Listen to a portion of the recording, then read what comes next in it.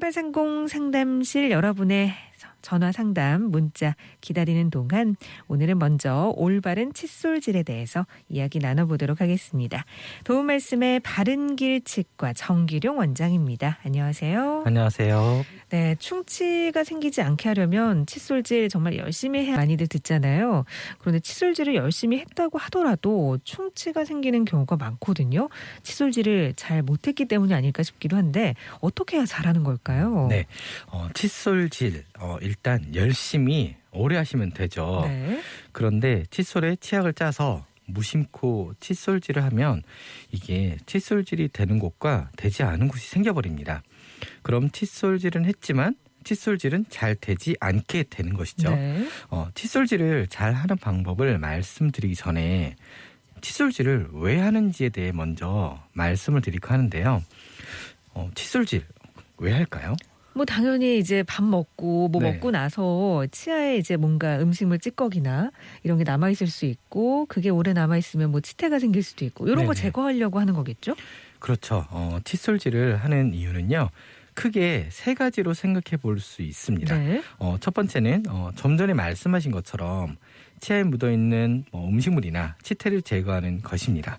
이걸 제대로 제거하지 못한다면 치태 속 세균 때문에 치아가 썩거나 잇몸에 염증이 생깁니다. 네. 이제 두 번째 이유 말씀드릴게요. 바로 잇몸을 마사지해 주는 것입니다. 아, 잇몸 마사지요? 네, 칫솔로 잇몸을 자극하면 혈액순환을 돕고요. 그러면서 잇몸이 좀 더 건강하게 됩니다.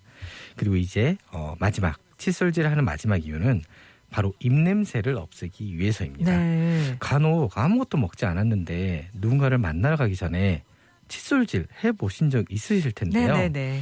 칫솔질을 못하는 경우라면 좀 가글이라도 하는 분들 꽤 계시거든요. 그렇죠. 자, 칫솔질을 하는 이유 세 가지를 짚어주셨습니다. 뭐 음식물이나 치태 제거, 두 번째는 잇몸 마사지, 세 번째는 이제 입냄새를 없애기 위해서 한다라고 말씀해 주셨는데 그렇다면요, 이 세 가지 중에서 가장 중요한 이유를 꼽는다면 어떤 걸까요? 뭐니 해도 치태를 제대로 제거하는 게 칫솔질에서 가장 중요한 것이라고 생각이 됩니다. 네. 치태를 제거하지 않은 상태에서 잇몸을 마사지한다는 건요. 눈 가리고 아웅하는 것이거든요. 잇몸 마사지 열심히 해도 치태가 제거되지 않으면 잇몸에는 염증이 생기고 결국 심한 경우에는 치아가 뽑히게 될 수도 있습니다. 네. 그리고 입냄새를 없애기 위해서 칫솔질을 하는 건요. 치약 속에 들어있는 향 때문에 얻을 수 있는 일시적인 효과일 뿐입니다. 이제 몸에서 땀 냄새가 많이 나는데 땀 냄새가 난다고 몸에 향수를 뿌리는 것과 같은 것이죠. 씻어야 되는 건데. 네, 그렇죠. 그렇죠. 이제 어떤 경우엔 입냄새 때문에 가글을 했더라도 이게 도리어 입냄새와 가글 향이 섞여서 좀 더 이상한 냄새가 나는 경우도 있습니다. 네, 칫솔질을 하는 궁극적인 목표가 잇몸을 마사지하는 것과 입냄새를 일시적으로 제거하는 것이 아니라 치태를 제거하는 거다. 이게 가장 중요한 거다. 이렇게 짚어주셨는데요. 그럼요, 이 치태를 잘 제거하기 위해서 칫솔질을 어떻게 해야 할까요? 칫솔질을 제대로 하는 방법은요. 딱 두 가지를 잘 지키면 됩니다. 칫솔질 했던 위치를 잘 기억하고요. 칫솔질 하는 시간을 길게 하는 것입니다. 칫솔질하는 위치를 기억하라. 그리고 시간도 길게 하라. 어디를 칫솔질했는지 기억해야 한다는 게 그 위치를 까먹고 같은 것만 하면 안 되니까. 네네. 그래서 그렇죠. 중요한 거죠. 이게 칫솔질을 하다 보면요, 솔직히 왼쪽 위 하다가 왼쪽 아래를 하고 그러다가 오른쪽 아래를 하다가 위 앞쪽, 위 앞니 앞쪽을 칫솔질을 합니다. 네네.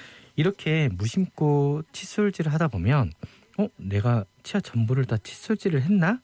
라는 생각을 할 틈도 없이 치약 속에 있는 향 때문에 입안이 정말 개운해지거든요. 네네. 그럼 물로 입을 헹구고 칫솔질을 마무리합니다. 맞아요. 한 곳만 그냥 계속 닦았을 수도 있는데 그냥 네. 무심코 그냥 헹구는 경우도 많아요. 그런데 이제 문제는 이제 다음번 식사 후에 칫솔질을 할 때도요. 똑같은 패턴이 반복된다는 점입니다. 좀 전에 말씀하신 것처럼 닦이는 곳은 계속 닦이고 닦이지 않는 곳은 계속 안 닦이는 곳이죠. 그러니까 사실 칫솔질도 집중하지 않으면 멍 네. 때리게 되잖아요. 네, 맞아요. 그러다 보면 뭐 요즘은 그 TV 보면서 뭐 보면서 이렇게 칫솔질 하시는 분들도 많은데 그러다 보면 진짜 어금니만 수십 번 닦다가 헹구는 경우도 있고요. 네네. 그래도 칫솔질을 하다 보면은 그러니까 습관적으로 본능적으로 다 훑고 지나가진 않을까요? 그렇죠. 그렇게 되면 얼마나 좋을까요? 네. 그렇진 않군요. 네. 제가 치과에서 진료를 하다 보니까 당연히 많은 분들의 치아와 잇몸을 보게 되거든요. 네. 칫솔질을 할 때 무심코 하는 분들에게서 나타나는 특징이 하나 있습니다. 그래요? 오른손잡이와 왼손잡이가 가끔씩 구별이 됩니다. 오, 이 치아와 잇몸 상태를 보고 오른손잡이인지 왼손잡이인지 구별할 수가 있다고요? 네, 전체 치아를 정말 칫솔질을 잘하는 분이라면 알 수 있는 방법은 없고요. 칫솔질을 무의식 중에 하는 분에게서는요. 왼쪽, 오른쪽 잇몸의 염증 정도 차이가 있습니다. 아, 네. 오른손잡이를 먼저 말씀드려 볼게요.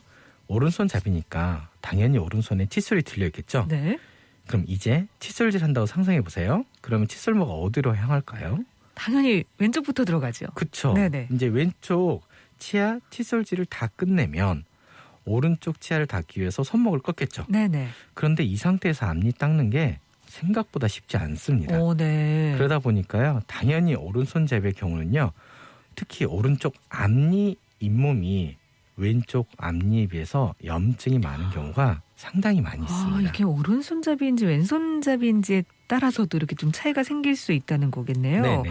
그러면은 염증이 왼쪽에 비해 그 오른쪽 앞니 잇몸에 많으면 그 네. 반대는 그 왼손잡이일 경우가 많겠네요. 네, 그렇죠. 네. 이게 왼손잡이가 오른손잡이에 비해서 약간 적은 수인데요. 네네. 간혹 왼쪽 앞니 잇몸이 네네. 약간 더 안 좋은 분들이 계시잖아요. 네네. 그러면 제가 혹시 왼손잡이세요? 라고 이제 여쭤보시면 네. 깜짝 놀랍니다.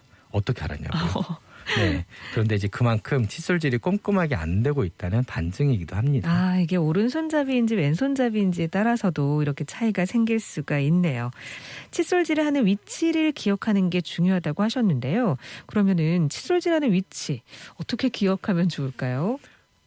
솔직하게 칫솔질을 여기 했다가 저기 했다가 하면 어떻게 기억을 하겠어요? 네네. 기억 못하죠. 그래서 칫솔질 하실 때는 칫솔질 한 위치를 기억하기보다는 칫솔질하는 위치를 통일성 있게 하시는 게 중요합니다. 어떤 얘기죠? 이게 어떤 말이냐면요. 오른손잡이 기준으로 말씀을 드릴게요. 네. 칫솔질하는 순서는 씹는 면, 볼 쪽 면, 혀 쪽 면 이렇게 치아를 닦는데요. 네네. 위쪽 치아부터 닦습니다. 그럼 이제 먼저 씹는 면을 닦아볼게요. 씹는 면을 닦을 때는 왼쪽 어금니 씹는 면부터 닦습니다. 네. 그리고 오른쪽 어금니 씹는 면을 닦습니다. 이제 이렇게 씹는 면 양쪽을 모두 닦았으면 네. 이제는 볼 쪽 면을 닦을 차례가 되죠. 네. 이때도 역시 왼쪽 어금니 볼 쪽 면부터 닦습니다. 그리고 앞쪽으로 조금씩 이동을 해서 왼쪽 앞니까지 오고요. 왼쪽 앞니를 닦았으면 이제는 손목을 꺾어서 오른쪽 앞니를 닦습니다. 네. 그리고 뒤쪽으로 조금씩 이동을 해서 어금니, 볼 쪽을 닦고요. 그러면 위쪽 치아에 씹는 면과 볼 쪽 면을 모두 닦게 되겠죠? 그럼 이제는 혀 쪽 면이 네네. 남았습니다. 이제 혀 쪽 면도 왼쪽 어금니부터 닦습니다. 그리고 앞으로 이동을 해서 왼쪽 앞니 안쪽을 닦고 나서 오른쪽으로 넘어갑니다. 이제 이렇게 위치아를 모두 닦았다면 이제는 아래치아를 동일한 순서로 하시면 됩니다. 위치아를 모두 이렇게 왼쪽, 오른쪽, 왼쪽, 오른쪽, 오른손잡이 그렇죠. 경우에 네네. 이렇게 왔다 갔다 했다가 아래치아도 왼쪽, 오른쪽, 왼쪽, 오른쪽 그렇죠. 이렇게 가야 한다. 네네. 순서를 정해야 된다는 얘기신 것 같아요. 네, 맞아요. 제가 이제 좀 전에 말씀드린 칫솔질 순서가 정석은 아닙니다. 그렇죠. 저는 네. 약간 왼쪽 다 끝내고 오른쪽을 가는 것 같기도 하고 네. 이게 정석이 있는 건 아닌 거죠? 네, 아닙니다. 하지만 이게 칫솔질을 제대로 하기 위해서는요.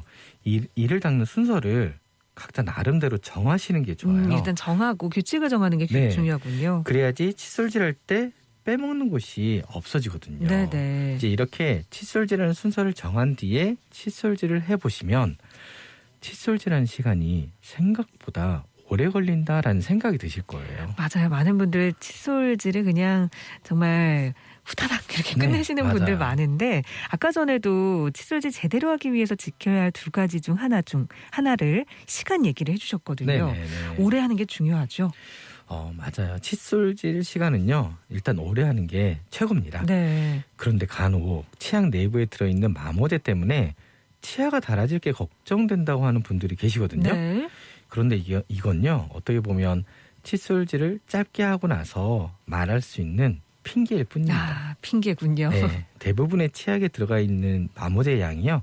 많지 않습니다. 도리어 마모제가 들어있지 않은 치약도 있거든요.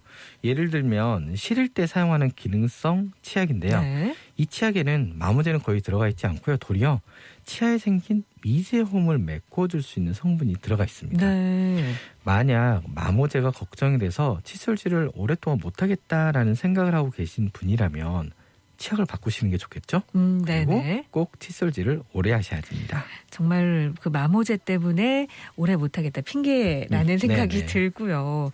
하지만 이게 귀찮아서 다들 그런 거잖아요. 네네. 얼마나 오래 하는 게 좋을까요? 제가 칫솔질하는 순서를 정하고 칫솔질하는 게 좋다고 말씀을 드렸죠. 네네. 이런 식으로 칫솔질을 한다고 할 때 위아래 치아 모두를 칫솔질하는데 약 2분 정도 걸립니다. 네. 그럼 이걸 한 번만 하면 될까요? 안 되죠. 네, 한 번은 더 하셔야 됩니다. 네네. 그럼 당연히 4분 정도가 나오고요. 결과적으로 약 5분 정도는 하셔야 칫솔질을 제대로 할 수 있게 됩니다. 그런데 시간보다는 더 중요한 게 칫솔질의 순서를 정하는 것이에요. 네네. 그러니까요. 오늘 이제 점심 식사 후에 칫솔질 하실 거 아니에요. 네네. 이때 각자 그 칫솔질하는 순서를 한번 정해보시면 좋을 것 같습니다. 맞아요. 아직 양치질, 칫솔질 전이시라면 순서 정하는 거 굉장히 중요할 것 같고요.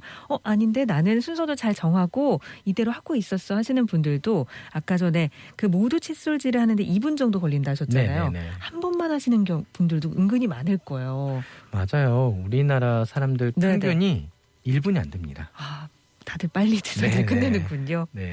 2분 정도 걸리는데 이걸 한 번 더 해줘야지 훨씬 더 효과적이라는 거. 5분 정도는 하셔야지 칫솔질을 제대로 할 수 있게 된다고 원장님이 짚어주셨으니까요. 다들 오늘 점심 드시고 나서 칫솔질 하실 때부터 적용을 해보셨으면 좋겠습니다. 3830 상담실 오늘 치과질환 전반에 걸친 궁금증 해소해봤습니다. 지금까지 도움 말씀에 정기령 원장이었습니다. 오늘 말씀 고맙습니다. 네, 수고하셨습니다.